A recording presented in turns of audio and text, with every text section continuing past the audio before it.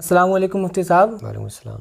یہ کچھ سوال تھے جو ویورز نے پوچھے تھے، میں نے آج آپ کے پاس ٹائم دیکھا تو سوچا آپ سے آج اس سوالوں کے جواب لے لیے جائیں، کافی دنوں سے پریشان۔ مفتی صاحب یہ فیروز خان پوچھ رہے ہیں غسل کی نیت کیسے کریں؟ غسل کی نیت یا جب انسان کرے تو نیت جو ہے وہ دل کے ارادے کا نام ہے۔ انسان اپنے ذہن میں اور دل میں یہ عہد کر لے کہ بھئی ہم نجس ہیں، نجاست ہم کو لگی ہوئی ہے یا ہم خود نجس ہیں اور اب ہم کو یہ نجاست دور کرنا ہے اور اس لیے ہمیں طہارت حاصل کرنا ہے۔ تو وہ جو غسل کے جو چیزیں فرائض جو غسل کے ہیں، عام طور سے منہ بھر کے کلی کرنا، غرارہ کرنا، ناک کی نرم ہڈی تک پانی پہنچانا، اس طرح سے جو ارکان ہیں ان کو ادا کر لے اس نیت کے ساتھ کہ اس نجاست کو ہم دور کر رہے ہیں، اسی کو نیت کہتے ہیں۔ دل کے ارادہ کر لیا، دل میں عہد کر لیا، نیت ہو گئی۔ جی بہت بہت شکریہ مفتی صاحب۔ اور اگلا سوال سلمان انصاری، عصر کی سنتیں چھوڑنا کیسا ہے؟ عصر کی سنتیں ویسے تو غیر موقدہ ہیں، اور غیر موقدہ اس سنت کو کہتے ہیں جو پڑھ لے تو ثواب ہے اور اگر نہیں پڑھ رہا ہے تو گناہ کوئی نہیں۔ جیسے عشاء اور عصر کی جو سنتیں ہیں یہ فرض سے پہلے والی، یہ غیر موقدہ ہے۔ غیر موقدہ اس سنت کو کہتے ہیں جو آقا علیہ الصلوۃ والسلام نے جن کو کبھی کبھی چھوڑ دیا ہو۔ ظاہر سی بات ہے نبی کا ہر کام امت کی جس چیز میں امت کسی کام میں دشواری پیدا نہ ہو تو ہر کام آپ نے امت کے لیے کیا۔ تو اگر ان غیر موقدہ سنتوں کو چھوڑ دے تو گناہ نہیں ہے، لیکن ایک عادت بنا لینا اور یہ کہ چلو ہمیں پڑھنا ہی نہیں ہے، تو اس چیز سے بچنا چاہیے۔ بہرحال پڑھے گا تو اس پر بہت بڑا اجر و ثواب ہے، اور جو فرضوں میں جو کمی رہ جاتی ہے تو اللہ تعالیٰ قیامت کے دن سنتوں اور نفلوں کے ذریعے سے ان فرائض میں جو کمی رہی ہوگی پورتی بھی انشاءاللہ کر دے گا۔ جزاک اللہ۔ اور اگلا سوال یاسین انصاری، کیا قرآن کے سجدوں کو اسی وقت ادا کرنا ضروری ہے یا بعد میں بھی کر سکتے ہیں؟ قرآن مقدس کے سجدوں کا ادا کرنا واجب ہے، انسان کے اوپر ضروری ہے کہ ان کو سجدہ تلاوت جو ہوتے ہیں نا، آپ دیکھیں نا کہ جب تراویح ہو رہی ہوتی ہے اور تراویح میں 14 سجدے امام کراتا ہے، تو اگر یہ ضروری نہ ہوتے تو نماز کے دوران کیوں کرائے جاتے؟ تو انسان کو چاہیے اگر کوئی بھی مرد عورت قرآن مقدس کی تلاوت کر رہے ہیں تو ان کو چاہیے کہ اسی وقت سجدہ کر لیں، لیکن اگر کسی وجہ سے نہیں کر سکتے ہیں اس وقت، یا وہ ٹرین میں ہیں یا سفر کر رہے ہیں یا چلتے پھرتے قرآن کی تلاوت کر رہے ہیں، اس وقت نہیں موقع ہے سجدہ کرنے کا، تو پھر وہ جیسے ہی موقع میسر ہو فوراً ہی ان سجدوں کو ادا کر لیں، فوراً پھر ان کو ادا کرنا یہ ضروری ہے انسان کے لیے۔ بہرحال بعد میں بھی کر سکتا ہے، لیکن افضل یہ ہے کہ اسی وقت کر لے، پھر یہی ہوتا ہے نا کہ رات گئی بات گئی تو پھر مسئلہ خراب ہوتا ہے۔ بہت بہت شکریہ مفتی صاحب۔ اور یہ گلناز بہار سے پوچھ رہی ہیں، کیا عورت کو اپنے شوہر کا نام لے کر بلانا چاہیے؟ اچھا نہیں لگتا ہے، کوئی عورت چونکہ جو ہے وہ شوہر کے تابع ہوتی ہے تو اچھا نہیں لگتا ہے، ادب کے خلاف بھی ہے کہ کوئی بیوی اپنے شوہر کا نام لے کر بلائے، شوہر اس کا آقا ہے، تو کوئی بھی اگر بیوی اپنے شوہر کا نام لے کر بلا رہی ہے تو ادب کے خلاف ہے۔ بہرحال اگر لے لیا تو کوئی مسئلہ بھی نہیں ہے، بعض جگہ یہی کلچر ہے کہ وہ اپنے شوہر کا نام لینا اسی میں ان کو عزت لگ رہا ہوتا ہے، لیکن اصل میں ہے نہیں اس میں عزت اس میں ہے کہ اس سے رسپیکٹ سے اور عزت سے بات کی جائے شوہر کے سامنے، تو اس کا نام لینا مناسب نہیں ہے۔ بہرحال اگر لے لیا تو گناہ کوئی نہیں ہے، لیکن بچنا چاہیے، ادب کے خلاف ہے۔ بہت بہت شکریہ۔ اور یہ شان علی پوچھ رہے ہیں، مفتی صاحب اگر زنا کیا ہے تو اس کی توبہ کیسے کریں؟ پہلی بات تو زنا کیا ہی کیوں ہے بھائی، ٹھیک ہے۔ دوسری بات یہ ہے کہ زنا کی توبہ کا طریقہ یہ ہے کہ انسان سے کوئی بھی گناہ ہوا، مثلا زنا ہو گیا جیسا کہ ان کا سوال ہے، تو اپنے گناہ پہ نادم ہو جائے۔ بعض لوگ کرتے ہیں نا کہ تھپڑ مار لے منہ پہ، اللہ توبہ اللہ توبہ، یہ توبہ نہیں ہے۔ انسان اگر اپنے منہ پہ گال پہ تھپڑ مار لے یہ توبہ نہیں ہے، اس چیز کا نام توبہ نہیں ہے۔ حدیث پاک میں جو آتا ہے آقا علیہ السلام نے فرمایا الندامۃ توبۃ، گناہوں پر شرمندہ ہونا توبہ ہے۔ انسان اپنے گناہ پہ نادم ہو جائے کہ ہاں یہ ہم سے غلطی ہوئی، ہٹ درمی نہ دکھائے کہ نہیں بس جیسے عام طور سے ہوتا ہے، نادم ہو جائے کہ ہاں یہ غلط کام میں نے کیا ہے، یہ غلطی مجھ سے ہوئی ہے اور اللہ رب العالمین معاف کرنے والا ہے، تو اللہ سے صدق دل سے معافی مانگے۔ حالانکہ زنا کی سزا تو یہ ہے کہ اگر کہیں اسلامی قانون کہیں پر نافذ ہے تو اس کو 100 کوڑے مارنے کا حکم ہے، اور اگر شادی شدہ ایسا کرے تو پھر سنسار کرنے کا حکم ہے۔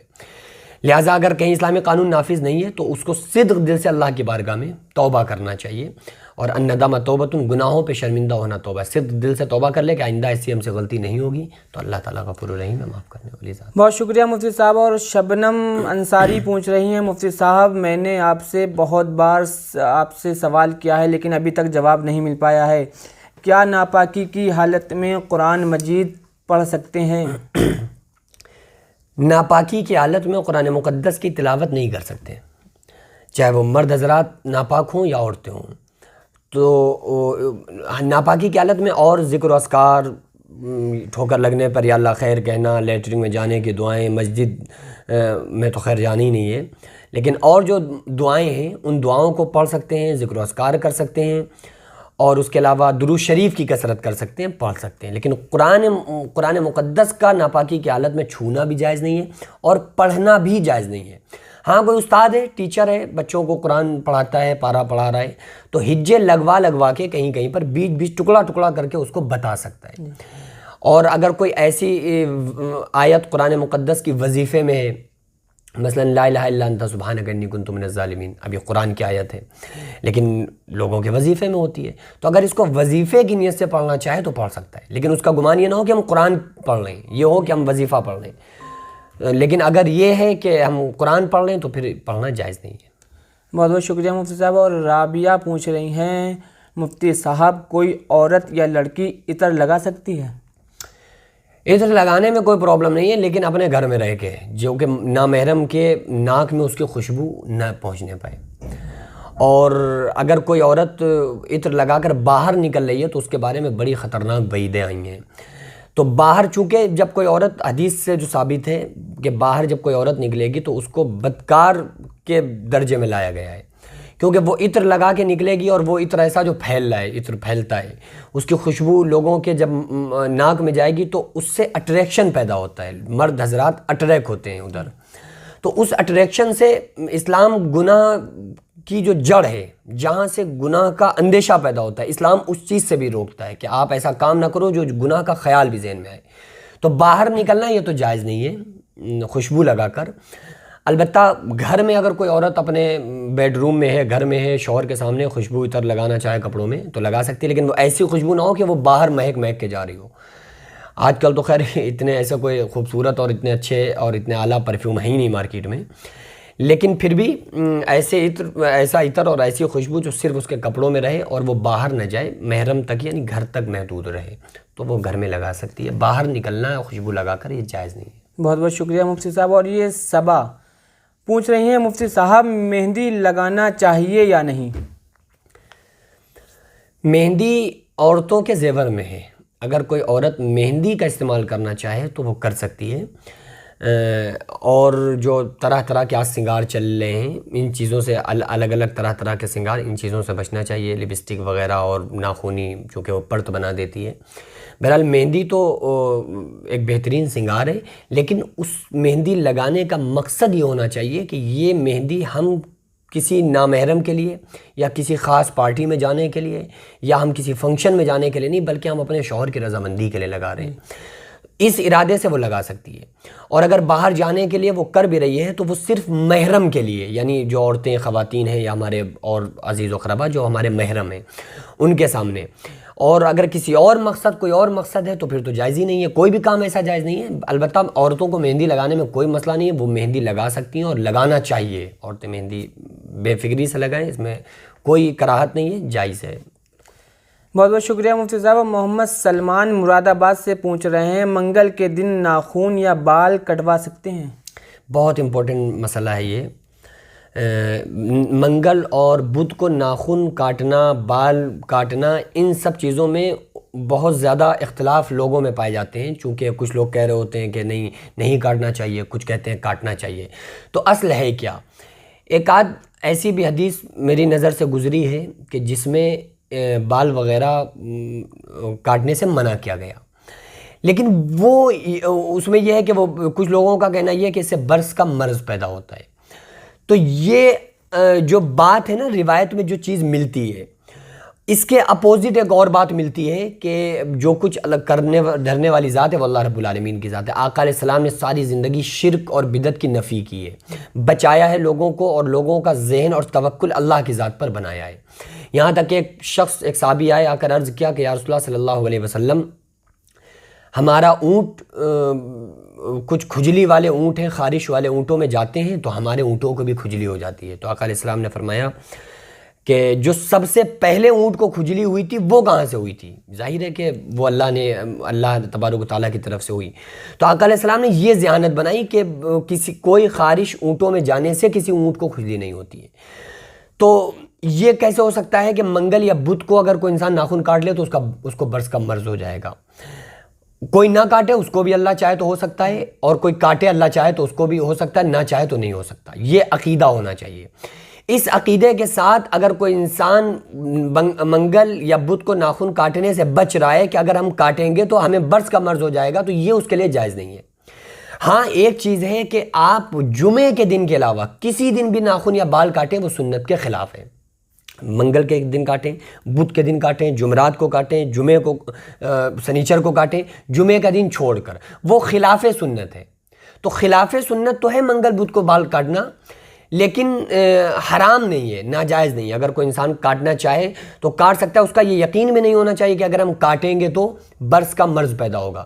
حالانکہ یہ ہے کہ پھر بھی بچنا چاہیے اس بیس پر، کیونکہ جمعے کے دن ناخن اور بال وغیرہ کاٹنا یہ ساری چیزیں سنت ہیں، تو وہ جمعے کے دن ہی ان کاموں کو کرے، باقی دن کرنے سے اجتناب کرے، پرہیز کرے، اس وجہ سے کیونکہ سنت کے خلاف ہے، جمعے کے دن سنت ہے۔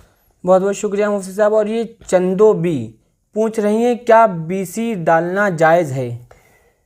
BC عام طور سے یہی ہوتی ہے نا کہ لوگوں کے پاس پیسہ رکھوا دیا، جمع کرتے رہے پھر اس کے بعد اکٹھا لے لیا، جس کا نام نکل آیا۔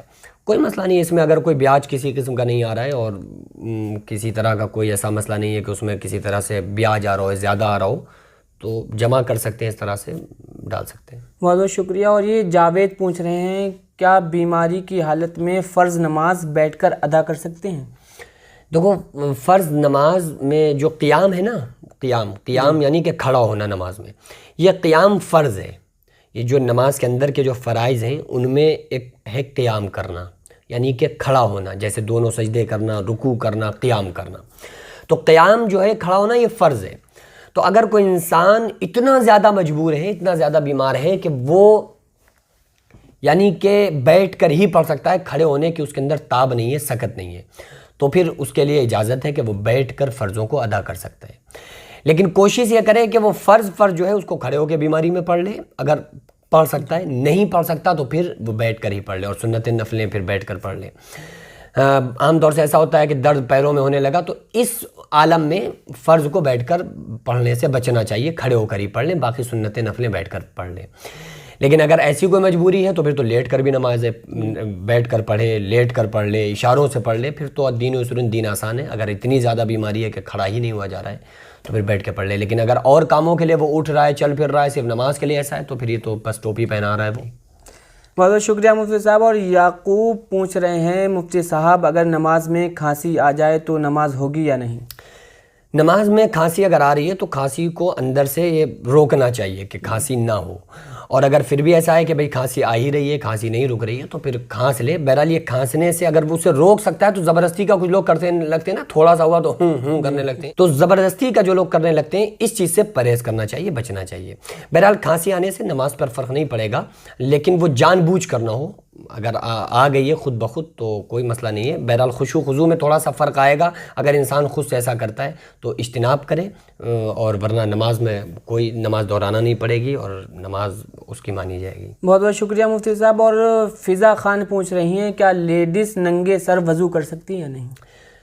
لیڈیز اگر ننگے سر وضو کرنا چاہ رہی ہیں تو وہ ایسے جگہ پر نہیں کر سکتی جہاں پر یہ اندیشہ ہو کہ کوئی آ سکتا ہے، مثلا دروازے کھلے ہوئے ہیں اور وہیں پر نل وغیرہ ہے یا ویسنگ ہے یا جو بھی ان کا انتظام ہو وضو کرنے کا، تو اس طرح سے ننگے سر دوپٹہ ہٹا کے وضو کرنا تو کوئی بھی آ سکتا ہے، تو بے پردگی ہوگی۔ لیکن اگر کوئی آ رہا ہے بے پردگی ہو رہی ہے تو اس کا تو گناہ اس پر ہوگا، لیکن اس کے وضو پر کوئی فرق نہیں پڑے گا، اس کا وضو مان لیا جائے گا، اس کا وضو ہو جائے گا۔ لیکن اگر اس کو چاہیے کہ ایسی جگہ پر اگر دوپٹہ وغیرہ ہٹا کے ننگے سر وضو کر رہی ہیں تو چاہیے کہ بند جگہ پر کریں، جہاں پر کسی آدمی کا، نامحرم کا آنے کا اندیشہ نہ ہو۔ اور ظاہر ہے کہ اتنا تو خیال رکھنا ہی چاہیے کہ کوئی بھی آ سکتا ہے اور آ گیا تو پھر بے پردگی ہوگی، اور بے پردگی کے جو گناہ ہے، جو سزا ہے، پھر اس کا انسان، اس کی عورت مستحق ہوگی، اس لیے بچنا چاہیے۔ بہرحال وضو پھر بھی ہو جائے گا۔ بہت بہت شکریہ مفتی صاحب۔ اور یہ منتشا فاطمہ پوچھ رہی ہیں کیا باریک کے دوپٹے میں نماز ہو جائے گی یا نہیں؟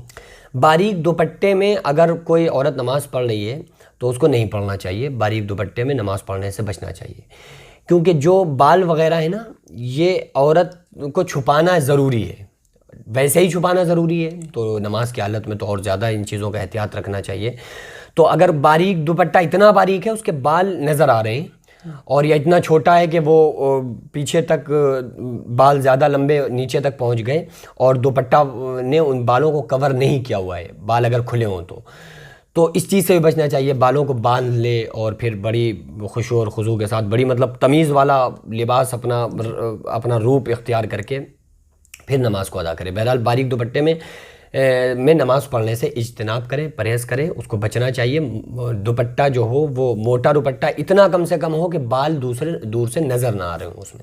بہت بہت شکریہ مفتی صاحب۔ اور آخری سوال، اور فہیم پوچھ رہے ہیں کہ ویسنگ پہ کھڑے ہو کر وضو کر سکتے ہیں یا نہیں؟